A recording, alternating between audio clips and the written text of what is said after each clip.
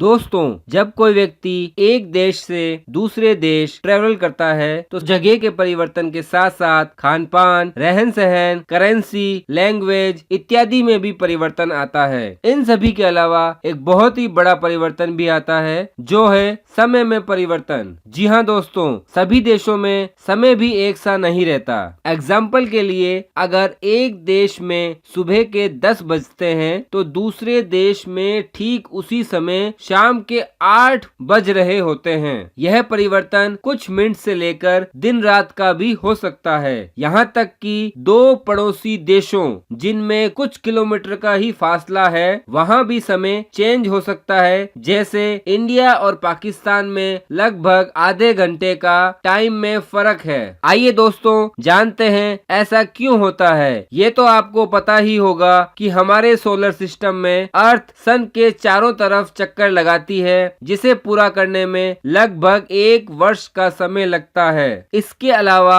अर्थ अपने एक्सिस पर भी घूमती है, जिसके कारण दिन और रात बनते हैं, जिनको 24 घंटों में बांटा गया है। हर घंटे को 60 मिनट और हर मिनट को 60 सेकंड में बांटा गया है। इन सभी बातों को ध्यान में रखकर पूरी दुनिया के अलग अलग जगहों के सही समय को प्राप्त करने के लिए पृथ्वी को अलग अलग भागों में बांटा गया है। इन भागों को मेरिडियन और इन लाइंस को मेरिडियन लाइंस कहते हैं। इन सभी लाइनों में इंग्लैंड में ग्रीनविच नाम की जगह पे स्थित लाइन को प्राइम मेरिडियन लाइन कहते हैं, क्योंकि इस जगह को पृथ्वी का विभाजन केंद्र माना गया है और यहाँ के समय को शून्य मान लिया गया है। इस प्राइम मेरिडियन लाइन से ईस्ट में 180 मेरिडियन लाइन है और वेस्ट में भी 180 मेरिडियन लाइन है, यानी कि पूरे विश्व को 360 मेरिडियन लाइन में बांटा गया है। इसके अलावा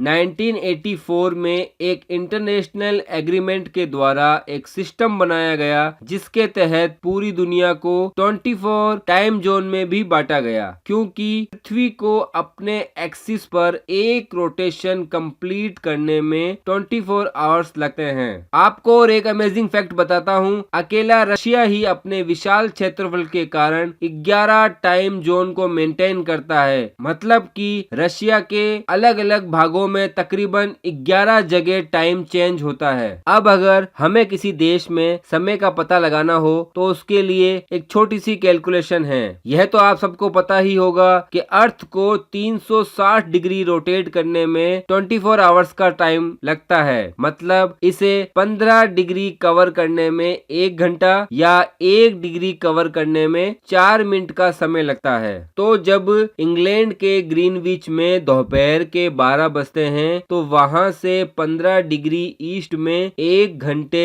आगे का टाइम में फर्क होगा। मतलब वहां पर 1 PM का टाइम होगा। और अगर ग्रीनविच से 15 डिग्री वेस्ट में अगर हम जाते हैं तो वहां पर 1 घंटे पीछे का टाइम होगा, जो कि 11 AM होगा। दोस्तों, आशा करता हूँ आपको इस टाइम का कैलकुलेशन समझ में आ गया होगा। इस कैलकुलेशन से आप घर बैठे बैठे किसी दूसरे देश में एग्जैक्ट उसी समय क्या टाइम चल रहा होगा ये आप पता लगा सकते हैं। है ना अमेजिंग फैक्ट्स। इसी तरह के कई फैक्ट्स के बारे में जानकारी हासिल करने के लिए मेरे चैनल को सब्सक्राइब करें, वीडियो को लाइक करें और शेयर करें अपने दोस्तों में। Thank you very much.